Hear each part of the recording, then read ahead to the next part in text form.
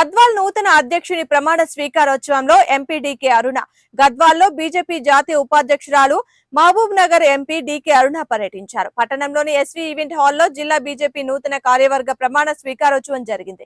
ముఖ్య అతిథిగా MP DK Aruna, Adoni MLA Padasarathi, నగర కర్నూలు బీజేపీ కాంటెస్టెన్స్ అభ్యర్థి Bharat Prasad, party general secretary DK Signareddy, party ముఖ్య నాయకులకు ఘన సన్మానం జరిగింది. పండుగల గద్వాల్ జిల్లా నూతన అధ్యక్షులు టి రామాంజనేయులు సన్మాన కార్యక్రమం జరిగింది. నూతన అధ్యక్షులుగా రామాంజనేయులు ఆధ్వర్యంలో ఎంపీ డీకే అరుణమ్మను గజమాలతో సన్మానించింది జిల్లా నూతన కార్యవర్గం.